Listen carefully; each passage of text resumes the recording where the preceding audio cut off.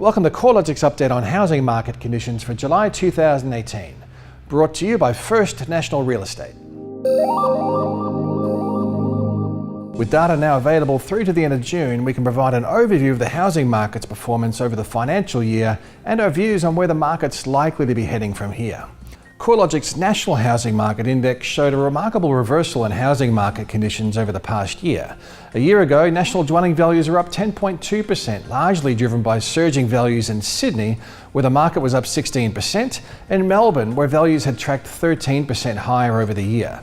The most recent financial year has seen the national index slide by 0.8%, with Sydney values down 4.5% and Melbourne values edging only 1% higher. Although most of the focus has been on slowing conditions in Sydney and Melbourne over the past year, every capital city, apart from Perth, has shown a weaker performance over the most recent financial year relative to 2016-17. Although there are some variances across the product types and the valuation segments.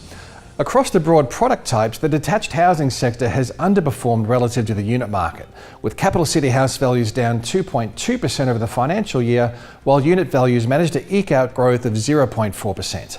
This stronger performance from the unit sector was heavily influenced by the Sydney and Melbourne housing markets, where the unit sector has been more resilient to a downturn, likely due to the more affordable price points available within the unit market and the surge in first home buyer demand, where first home buyers are clearly more focused on more affordable housing stock.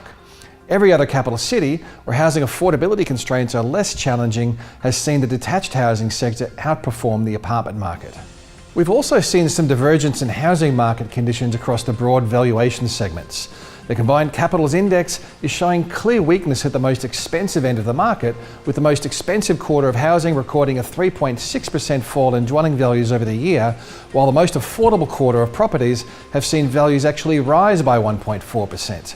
Once again, this headline trend is heavily influenced by Sydney and Melbourne, where the most expensive quarter of the market has seen values fall by 7.4% and 2.5% respectively over the financial year. Most other cities have seen relatively little difference in the performance of properties across the broad valuation spectrums.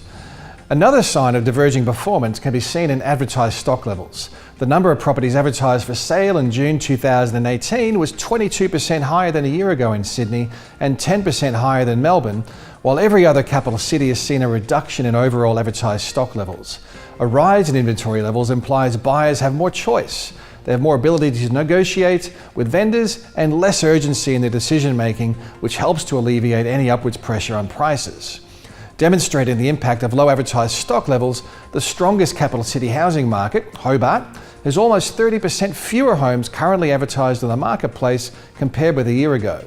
The change in housing market conditions can also be seen across Corelogic's vendor metrics, including auction clearance rates, median selling time, and vendor discounting rates. Across the combined capital cities, auction clearance rates have reduced from 67% of the end of the previous financial year to finish 2017-18 about 10 basis points lower at 55%. The two largest auction markets, Melbourne and Sydney, have seen clearance rates reduce from 71% to 60% and from 68% to 50% over the year. Median selling time has increased by 3 days over the year across the combined capital cities to reach 43 days. The Sydney housing market has recorded the largest increase, with the median selling time increasing by 20 days over the year to reach a median of 46 days on market. Conversely, homes in Hobart are typically selling 20 days quicker, averaging just 29 days based on the most recent data. Perth dwelling values fell by 2.1% over the financial year, which is an improvement on the rate of decline from the previous financial year when values were down by 2.6%. Although values have now fallen for 4 consecutive financial years, declines over the most recent year were the most moderate of those 4 years. The first half of 2018 has seen Perth house values hold reasonably firm, slipping by just 0.1%. However, unit values haven't quite been as resilient, down 4.4% over the first half of the year. With dwelling values remaining 10.9% below their June 2014 peak, the recovery phase is likely to take some time across the Perth housing market. The weakening in housing market conditions should come as no surprise, considering the changed regulatory environment, which has limited the availability of housing credit, especially for investors. Annual housing credit growth has slowed from 6.6% over the previous financial year to 5.8% over the 12 months ending May 2018. The slowdown in credit has been entirely driven by less lending for investment housing, where the annual rate of growth has fallen from 5.1% a year ago to 2%, which is an historic low. Lending to owner-occupiers has held reasonably firm, in fact, showing a subtle rise from 7.5% a year ago to 7.9% over the 12 months ending May 2018. The improvement in owner-occupier finance has been driven by a surge in first home buyer lending, mostly emanating out of New South Wales and Victoria, where stamp duty concessions have supported renewed demand from this sector of the market. With APRA lifting the 10% cap on investment lending this month, there's been some speculation that this could see a rebound in investment lending. However, we believe this is unlikely. The 10% speed limit has become largely redundant, with broader limits on interest-only lending, more focus on debt-to-income ratios, and greater scrutiny of borrower expenses and incomes likely to continue to muffle investment-related credit growth. Additionally, investors continue to pay on average a 60 basis point premium on their mortgage rates. While higher mortgage rates and more stringent lending criteria are having a clear effect on investor participation in the housing market, other barriers are also apparent. Despite the slippage in home values across Sydney and to a lesser extent Melbourne, dwelling values remain very high relative to other capital cities in these markets. With lenders now scrutinising borrowers with a debt-to-income ratio of more than 6 times, housing markets where prices are high relative to incomes could see less activity as prospective buyers find their borrowing capacity reduced.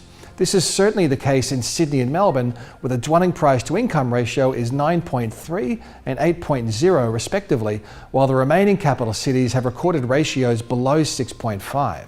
Additionally, with the federal election campaign imminent, we could see investor confidence impacted further if changes to taxation policies related to investment housing are debated. Rental yields are improving from a low base, however it's likely that the majority of property investors are offsetting their cash flow losses against their taxable incomes. Changes to negative gearing would likely add a further material disincentive to investors. Although the market expects official interest rates will remain on hold until at least 2020, there is growing pressure on lenders to lift mortgage rates due to higher funding costs being experienced overseas. Smaller banks and non-banks have more exposure to international funding markets, which has seen some of these smaller lenders start to adjust their mortgage rates higher. Considering households have become very sensitive to changes in interest rates due to record high indebtedness, higher interest rates along with tight credit conditions could place some additional downwards pressure on housing markets. A weaker housing sector would likely show a flow-on effect to economic conditions, creating some drag on consumer spending as the wealth effect reverses and dwelling construction winds down, as well as creating challenges for those industries that are at least partially reliant on housing turnover. Overall, we're expecting housing market conditions are likely to remain relatively soft over the second half of 2018. Of course, there will be substantial variations in the performance of the sector, so make sure you're staying up to date with all the latest trends at the Corelogic website at www.corelogic.com.au.